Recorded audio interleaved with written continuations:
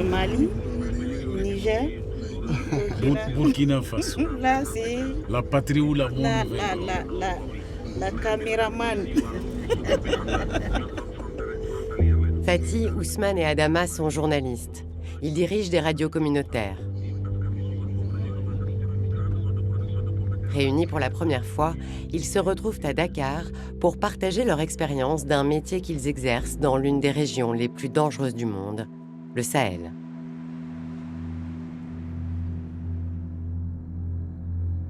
En 2012, le nord du Mali bascule dans le chaos. Des groupes armés, dont certains affiliés à Al-Qaïda, à l'État islamique ou au Mouvement national de libération de l'Azawad, prennent le contrôle de vastes territoires, imposant leurs lois dans un climat de terreur.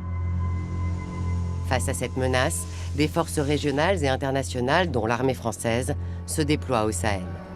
Durant presque une décennie, et malgré la présence de troupes internationales, l'influence de bandes armées, parmi lesquelles des groupes djihadistes, va continuer à s'étendre jusqu'au Burkina Faso et au Niger. Les attaques terroristes contre les civils, dont les journalistes, se multiplient et plus de 5 millions de personnes doivent fuir la zone.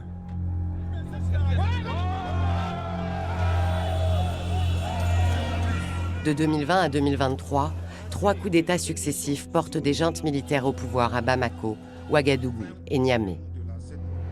Les forces internationales encore présentes doivent partir. Prise en étau entre les groupes armés et des juntes liberticides, la presse nationale est muselée et soumise à un traitement patriotique de l'information. La diffusion de certains médias internationaux est désormais interdite et les correspondants étrangers quittent la zone. Mais une voix résiste encore, celle des radios communautaires.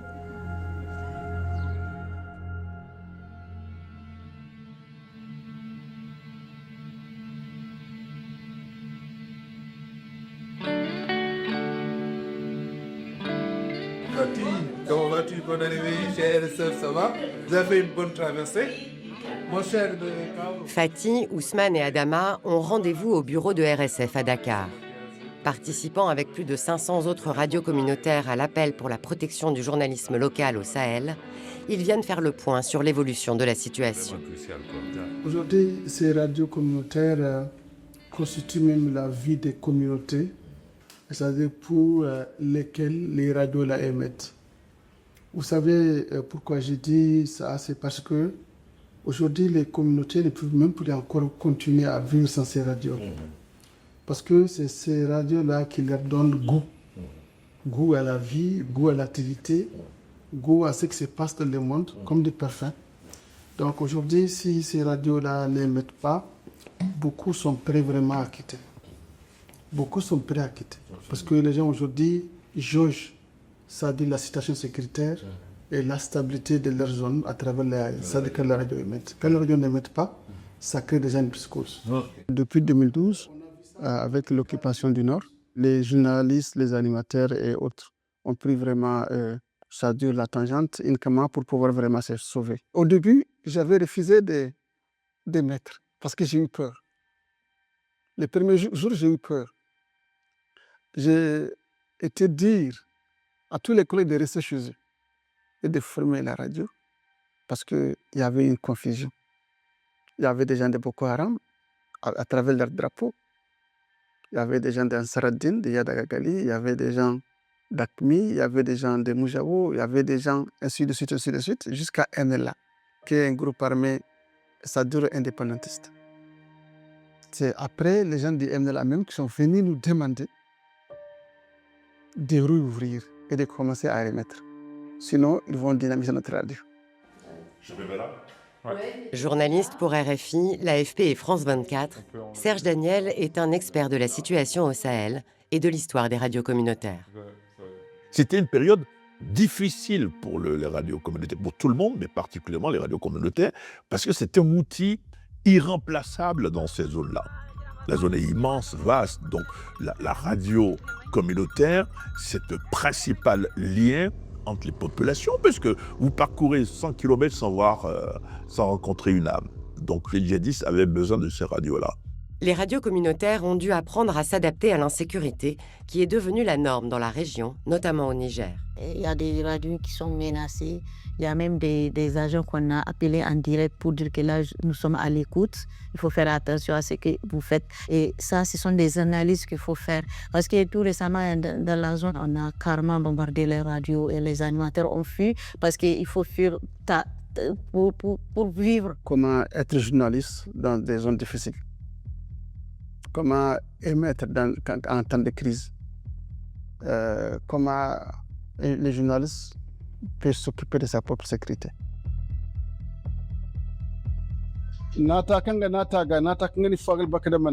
Pour continuer à faire leur métier et informer, les radios communautaires sont parfois obligées de composer avec certaines exigences des groupes armés installés dans la région.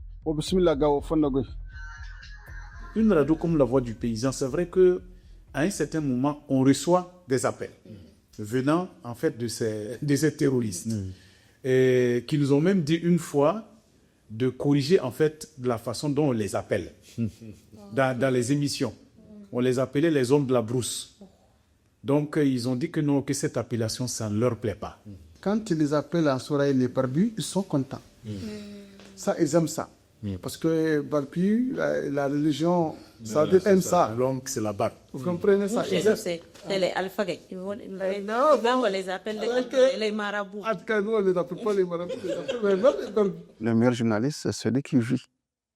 Donc, ce que les hommes armés veulent entendre comme appellation, on est obligé de les appeler comme ça pour que nous puissions continuer à diffuser les informations. Ba Traoré anime Africanalist, un site dédié à l'analyse de l'actualité au Sahel et travaille pour le think tank citoyen Ouati. Ba s'intéresse aux enjeux de sécurité au Mali et le témoignage d'Ousmane est particulièrement précieux pour lui. Est-ce que vous êtes inquiété, que ce soit par les autorités locales et même aujourd'hui par rapport aux groupes armés, est-ce que vous êtes inquiété au quotidien dans l'exercice de votre fonction? Moi, je n'ai jamais été inquiété pour le moment. Mais j'ai peur. Un de mes collègues journalistes a été vraiment criblé de balles sur les tronçons Gao-Niamey. Vous comprenez? C'était le 6 novembre 2022. Vous comprenez? Donc, j'ai des collègues aussi qui sont pris en otage, jusqu'à présent, ils ne sont pas libérés. Donc, quand vraiment les proches sont pris en otage, quand il y a vraiment des journalistes criblés de balles, vraiment, il y a des lieux vraiment, ça veut dire avoir peur. J'ai peur pour moi-même parce que ça peut m'arriver. Cette mauvaise information a secoué tous les paysages radiophoniques de Gao. Ablazi Djibrila est un jeune qui avait fini ses études à Bamako. On est abattu, on est sans âme, on est sans esprit, on ne peut pas continuer. Et on a décrété 3 jours de deuil dans toutes les radios de la région de Gao. Et le lendemain, on a procédé à l'enterrement. La plupart des Gao, des habitants sont sortis pour nous accompagner et accompagner vraiment notre collègue à sa dernière demeure. Si les journalistes des radios communautaires prennent tous ces risques, c'est qu'ils ont bien conscience d'être un maillon indispensable de la vie quotidienne de leur communauté. La Voix du Paysan, la radio qui vous écoute. Alors, mesdames et messieurs, à l'écoute de la fréquence préférentielle La Voix du Paysan, c'est sur 97 MHz depuis Waïbuya. Et nous avons l'honneur et le plaisir de recevoir donc dans notre studio M. Oumarou Ouedraogo. Il est plein d'idées pour justement accompagner ses frères agriculteurs paysans. Et aujourd'hui, vous enseignez même des techniques culturelles aux autres. Pour moi, une radio communautaire, c'est d'abord une radio qui est un besoin en fait pour la communauté. Et si je prends l'exemple de La Voix du Paysan, qui est une radio créée par une association paysanne qui a jugé bon de créer en fait cet outil-là pour faciliter non seulement la communication entre les membres même de la communauté, pour aussi être régulièrement informés de ce qui se passe non seulement chez nous, et aussi à l'extérieur, c'est-à-dire au niveau sous-régional et même au niveau international. Et aussi avoir un outil qui doit être au service en fait de tout le monde. Une radio communautaire, pour moi, c'est une radio qui ne fait pas de bénéfices. Une radio communautaire fait partie d'un paysage, du vrai peuple. Une radio communautaire, c'est la crédibilité. Une radio communautaire, c'est la proximité qui crée des liens. Quand il y a un événement social dans une famille, c'est la radio qui annonce, que ce soit un événement heureux ou un événement malheureux. Et aussi, la radio a beaucoup et fait beaucoup pour les paysans. Je donne l'exemple d'un vieillard qui est dans un village, qui veut passer une annonce à la radio parce qu'il a perdu en fait ses animaux. Pour lui, la solution, c'était de venir faire une annonce à la radio parce que pour lui, tout le monde écoute. Et quand l'annonce a été faite, dès le lendemain, il y a un autre paysan qui s'est déplacé de son village venir à la radio pour nous dire, lui, il a retrouvé les animaux. Ensuite, il y a les enfants perdus. Mais une femme qui se lève le matin, qui part au marché, elle revient, elle trouve que l'enfant n'est pas là. Merci de rester en compagnie des programmes de la radio La Voix du Paysan. Nous avons un communiqué urgent à porter à votre connaissance. Une fillette du nom d'Asia, âgée d'au moins 3 ans, a été retrouvée au secteur 1 de Wayugia et conduite à la radio La Voix du Paysan. Voici, je dirais, des actions merveilleuses des radios communautaires. Seules les radios de proximité peuvent donner ces services-là à la population, pas d'autres. Donc si vous faites une panne de 2 ou de 3 jours, il y en a même qui vont se déplacer de leur village à vélo pour venir voir il y a quel problème en fait à la radio. C'est là que vous allez voir même l'importance que votre radio a au sein de la communauté. Et vous-même, souvent, vous êtes étonnés. Émissions en Zarma, en Fulfulde, en Mouré, les radios communautaires sont souvent les seuls médias à parler la langue de celles et ceux qui les écoutent. Une particularité qui leur permet d'impliquer directement les communautés. C'est avec la contribution de la communauté que la grille des programmes se construit. Pour qu'ensemble, on réfléchisse pour voir, pour une émission de divertissement, pour une émission culturelle, pour une émission de sensibilisation, par exemple sur les méthodes culturelles, pour une émission de santé, pour une émission religieuse. On a des émissions aussi adressées aux enfants. Et là, nous partons dans les écoles avec une ONG qui s'appelle Educo.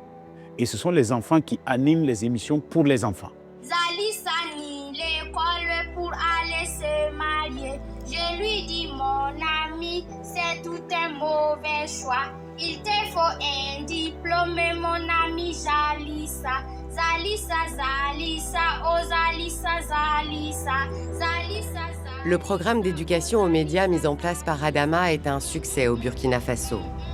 Il réfléchit avec les responsables de l'ONG à une généralisation à l'échelle de la région.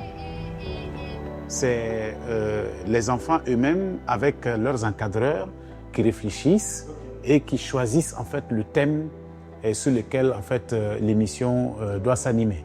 Donc on a vu des thèmes comme l'excision par exemple, le travail des enfants, la protection des enfants. Chers camarades, vous avez écouté les questions. Nous allons maintenant écouter vos réponses sous le contrôle de Madame Ouedraogo Batissa. Au niveau de EDUCO, on a la direction du Sahel qui couvre les pays du Burkina, du Niger, du Mali et du Sénégal. Okay. Donc ça fait à peu près ces 4 pays-là. Et il serait intéressant aussi d'avoir une approche, en tout cas beaucoup plus holistique. Oui, effectivement. Qui puisse être, parce qu'on a les mêmes réalités, ouais. À peu près les mêmes projets, les mêmes programmes. En luttant contre la désinformation, qui peut avoir des conséquences dramatiques, les radios communautaires assument leur mission d'information et d'union entre les populations. Aujourd'hui, les médias sociaux sont devenus des moteurs d'information et aussi d'accélération des fake news. Aujourd'hui, arrête de voir quelqu'un qui n'a pas un smartphone avec lui. Parfois, on montre vraiment un village calciné avec des véhicules. Mais ce ne sont pas des informations réelles. Parfois, ce sont ce qui s'est passé soit en Centrafrique, soit vraiment au Rwanda depuis 92-93. Ce n'est pas une information d'aujourd'hui. Ils amènent ça pour que vraiment les gens puissent vraiment quitter les zones et créer vraiment des problèmes. Ça, on prend chaque fois les devants sur des informations de ce genre pour au moins créer vraiment l'inquiétude chez la population pour leur dire que c'est faux. À un certain moment, il faut quand même trouver un système pour dire aux gens il y a du vrai et il y a du faux. Nous avons des jeunes qui sont formés pour la contribution de la lutte contre les fake news. Nous avons pu travailler à former nos journalistes sur le fact-checking et les journalistes qui ont été formés ont pu créer une émission spéciale à la radio qui permet donc de donner les vraies informations. Il est de notre devoir de tout faire pour que cette population ait la vraie information. Et ce qu'il faut dire, c'est que souvent, il y a certaines populations, quand ils reçoivent une information sur Facebook ou WhatsApp, il y en a qui disent « Ah, tant que la radio ne revient pas sur cette information pour confirmer ou infirmer, je ne suis pas sûr si l'information est bonne ou pas. » Donner une place aux femmes et lutter contre les stéréotypes de genre est également un enjeu majeur pour les radios communautaires. Fatih profite de son séjour à Dakar pour en discuter avec Koumbaba, journaliste sénégalaise et militante féministe. Généralement, c'est quel type de thématique vous développez dans vos radios? Ouais, moi, c'est sur les femmes et le développement. Des émissions comme Table ronde et débat sur la contribution de la femme dans la société, la leadership. On faisait des émissions sur les jeunes. Pas mal d'émissions, quoi. Est-ce que vous avez des femmes qui s'engagent en politique? Au début, chez nous, il y a seulement une seule femme qui est conseillère dans le département. Il y a une seule femme. Mais après des thématiques qu'on a fait, là où il y a les dernières élections, là, nous avons eu à énumérer jusqu'à 6 femmes qui ont pu rentrer dans notre département. Ce qui a fait que ça marchait parce que maintenant, les femmes vont lutter pour avoir leurs droits dans notre région. Dans la commune de Saï, les femmes autant que les hommes sont engagés à apporter un changement positif aux populations à travers une pleine implication dans la gestion de la municipalité. Pour faire une émission, il faut qu'il y ait une recherche d'abord pour savoir est-ce que cette problématique-là c'est réel. Si c'est réel, l'angle de traitement, est-ce que c'est utile à la population? Les mariages forcés des jeunes filles, ça se passe au Niger, c'est fréquent, c'est beaucoup fréquent. Donc, on faisait des conférences de rédaction pour trouver dans quel village ça se passe, jusqu'à ce qu'il y a des témoignages, il y a des gens qui témoignent que c'est réel. On peut trouver même la femme victime qui s'exprime, vous voyez. On remarque que les filles sont moins inscrites à l'école. Les hommes sont beaucoup. Donc, c'est dans ça qu'on a fait des thématiques pour contribuer à ce genre de missions, pour contribuer au développement local de la femme, des jeunes. Donc là, l'enfant va se retrouver pour dire aux parents, là, je vais aller à l'école, parce que j'ai entendu aller à l'école, ça fait du bien, ça fait ceci, cela. Ouais. Merci d'être avec nous sur ce plateau de la Petite École. L'émission de la Petite École, c'est chaque samedi de 10h30 à 11h et quelques sur la radio Voix de la Tapoua. Comment t'appelles-tu? Je m'appelle Kamfinou Pakandi. Kamfinou, tu vas faire récitation bien continue. Oui. Bonjour Madeleine, comment va mardi? Très bien mercredi. Dites à Madeleine jeudi de venir vendredi danser samedi dans la salle. De dimanche, applaudissez pour Kamfinou. Comme vous le savez, dans l'émission La Petite École, il y a des chants en gourmandement, en germain, en hausa, en français, en perse si possible. Parle-moi un peu du Niger. Comment, en tant que femme, comment vous évoluez au sein des médias? En tant que femme au Niger, quand tu sors sur le terrain, il y a le harcèlement sexuel est là. Il y a le harcèlement en tant que tel, surtout quand nous sommes dans des zones insécuritaires. Chez nous, les journalistes sont vraiment rares. C'est pas comme chez vous, quand on voit à la télé, à chaque fois, ce sont des femmes. Vous voyez, même chez nous, quand tu es féministe, là, tu es écarté. Je pense que les défis, ils sont ils sont également énormes chez nous. Hein. La femme, voilà, qui veut être au même niveau que les hommes, c'est problématique. On te rappelle que c'est toi qui dois faire la cuisine. On te rappelle que c'est toi qui dois t'occuper de ton mari. Donc, du coup, la femme fait face à d'énormes difficultés. Moi, je les appelle des obstacles. Mais on se bat quand même. On se bat et... Nous sommes tous dans les mêmes bateaux, quoi. L'Union des radios communautaires du Sénégal, qui regroupe plus d'une centaine de médias associatifs, est un passage obligé pour Fatih, Adama et Ousmane. L'occasion de partager leur expérience, mais aussi leur envie d'un avenir plus apaisé. Bonjour. Est-ce que vous pouvez revenir un petit peu sur la quintessence de votre venue au niveau de l'Irak? Nous sommes venus ici pour un partage d'expérience, pour qu'au retour dans nos pays respectifs, qu'on puisse au moins se mettre vraiment ces expériences-là à la disposition de nos radios. Donc nous sommes venus dans ce sens-là. Nos communautés aujourd'hui, au Burkina, au Mali et au Niger, ont soif de paix. Parce qu'il faut d'abord la paix pour au moins bâtir un développement. Là où tout semble se déchirer, ces journalistes ont trouvé une manière de résister autrement. Tant que les radios diffuseront quelque part au Sahel, l'information circulera et avec elle, l'espoir d'un dialogue, d'une paix possible et d'une société qui continue de s'exprimer. En un mot, la radio, je dirais espoir. Quand on a perdu l'espoir, on a tout perdu. Sans la radio, le développement local est nul. Sans la radio, il n'y a plus d'information. Sans la radio, il n'y a plus d'éducation. Sans la radio, c'est comme si on est mort, quoi. La force d'une radio communautaire, c'est les communautés. Et nous, on l'a.